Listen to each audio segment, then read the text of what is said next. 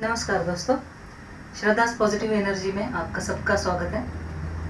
आज मैं एक टॉपिक के ऊपर आपके साथ बात करने वाली हूँ, थोड़ी चर्चा करने वाली हूँ वास्तुशास्त्र के 8 दिशाओं के ऊपर। एक दिन ऐसा हुआ कि मुझे एक कॉल आया था। दहाड़ इंस्टीट्यूट के बाजू में एक फैमिली रहती थी। उनकी खुद की बिल्डिंग थी। उन बिल्डिंग में उनकी बहुत सारे शॉप थे, मतलब शॉपिंग सेंटर और ऊपर बिल्डिंग, ऐसे उनका खुद की इतनी बड़ी प्रॉपर्टी थी। उन्होंने मेरा नंबर एक्चुअली लिया था एक जगह से। जैसे मैं दहाड़ इंस्टीट्यूट में जॉब करती थी, तो उनकी कोई तो रिलेटिव थी, वो मेरी स्टूडेंट थी, तो उन्होंने मेरा नंबर दिया था। उनको इंस्टीट्यूट में इंटीरियर डिज़ाइनर के लिए मुझे पोस्ट कर रहे थे वो, और मुझे ऑफर कर रहे थे कि आप वहाँ पे ज्वाइन हो सकते हैं क्या। मुझे इंटरव्यू के लिए उन्होंने बुलाया। मैं इंटरव्यू के लिए वहाँ पे गई। उस टाइम क्या हुआ, उन्होंने मुझे एक सवाल पूछा कि मैम,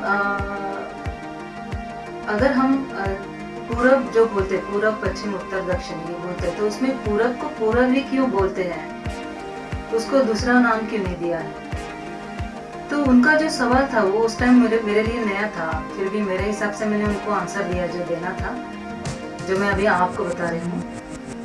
कैसे रहता है दोस्तों, जैसे अगर आपका वास्तुशास्त्र जो शास्त्र है, वो शास्त्र जो बना है वो दिशा के ऊपर ही बना है। अगर आपको पता नहीं है कि यहाँ पे दिशा कौन सी है, तो आप कैसे बनेंगे कि वास्तुशास्त्र कैसे है, क्या है, आप कैसे बता सकते हैं और कैसे उसके बारे में आप उन लोगों को इन्फॉर्मेशन दे सकते हैं। वास्तुशास्त्र ऐसा है ना कि आपको 8 दिशाओं के बिना हो ही नहीं सकता है। और जहाँ से पूरब, हम जिसको पूरब मेंशन करते हैं, वो एक्चुअल में सूरज जहाँ से उगता है उसको हम पूरब मेंशन करते हैं, या तो उसको पर्टिकुलर से नाम दिया है कि ये पूरब ही है। जहाँ से सूरज उग रहा है वहाँ पे पूरब ही है।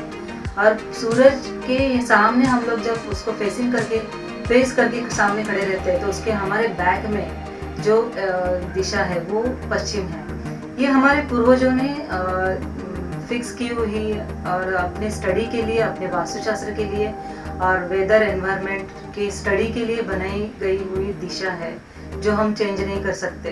अगर एस्ट्रोलॉजर को अगर दिशाएं पता नहीं है, तो उसकी एस्ट्रोलॉजर व्यर्थ है, तो वो एस्ट्रोलॉजी नहीं कर सकता है। दिशाएं इतनी इम्पोर्टेंस रखती है हमारे लाइफ में कि आप हर बात, हर चीज़ के लिए दिशाओं के बिना कुछ भी काम नहीं कर सकते हैं। हमारे हिंदू धर्म में इतनी सारी पूजा पाठ होते हैं, उसमें दिशा देख के हमारे कुछ बातें होती है, कुछ व्यवहार होता है, जिसके अनुसार हम अपनी क्रिया कर्म करते रहते हैं।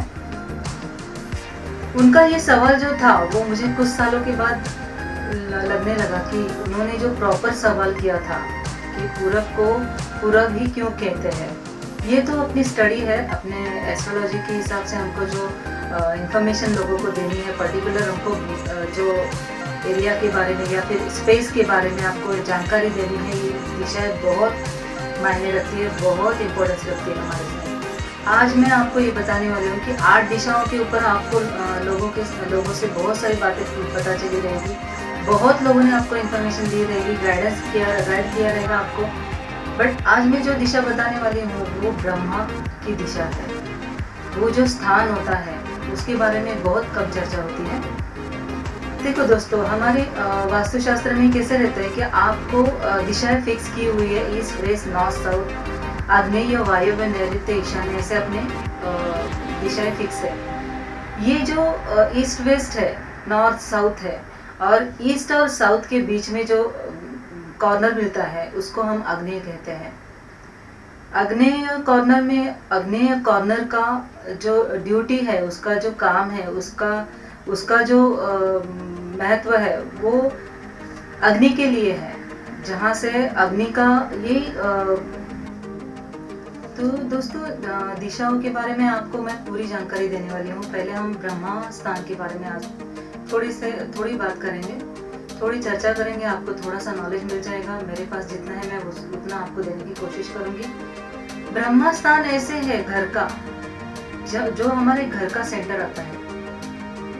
वो सेंटर में आपको ना कोई पिलर होना है आपके घर का, ना कोई पिलर होना चाहिए, ना आप उसमें कुछ हैवी चीज रखनी चाहिए। वो स्पेस बिल्कुल खाली होनी चाहिए। मैं इसका आपको डायग्राम भी बताऊंगी, क्योंकि ऐसे बात करने से आपको पता नहीं चलेगा, आपको डायग्राम दिखाने की बहुत ज़रूरत है, मैं आपको वो भी दिखाऊंगी। ये जो सेंटर है उसमें अगर आप डिस्टर्बेंस लाते हैं, जैसे आप कुछ गमला रखते हैं या फिर कोई प्लांट रखते हैं, तो ये गलत है। उसको खुला छोड़िए, ब्रह्मा स्थान बिल्कुल खुली होनी चाहिए, जिससे आपका स्वास्थ्य बहुत अच्छा रहता है। ब्रह्मा स्थान जो होता है वो हमारे सेंटर में होता है घर के, हमारे वास्तु के। उसको बिल्कुल खाली रखने से हमारे स्वास्थ्य में ऐसे इफेक्ट होता है कि हमारे जो हार्ट में जो ये रहता है, हार्ट के जो डिजीज होते हैं वो उसमें अगर आप खुला रखेंगे, उसको कोई वजन नहीं रखेंगे, तो वो आपकी हेल्थ को अच्छा रखता है। हमारी हेल्थ खराब होने का बहुत बड़ा रीज़न तो ये होता है कि ब्रह्मा स्थान में आपने कुछ तो अटकाव किया है, ब्रह्मा स्थान पे आपने कुछ तो हैवी चीज़ रखी है। तो दोस्तों इसके आगे आप याद रखिए कि ब्रह्मा स्थान में बिल्कुल स्पेस खाली होनी चाहिए। मैं इसका डायग्राम आपको बताने वाली हूँ, वो कैसे रहता है, क्या रहता है। और उसके अंदर आपको कुछ भी नहीं रखना है, स्पेस बिल्कुल खाली रखो। अगर आपको लगे तो सेंटर में आपको वाइट कलर का बल्ब होता है, लाइट होती है, रोशनी होती है, उसको डेवलप करो, वहाँ पे हैंग करो, वो चल सकता है। उसमें उल्टा हो आपको पॉजिटिव एनर्जी देगा, आपकी हेल्थ अच्छी रखेगा। इसके बारे में और मैं आपको डिटेल में बताने वाली हूँ नेक्स्ट वीडियो में। अगर ये आपको वीडियो पसंद आया रहेगा तो लाइक कीजिए, शेयर कीजिए, सब्सक्राइब कीजिए। थैंक यू, धन्यवाद।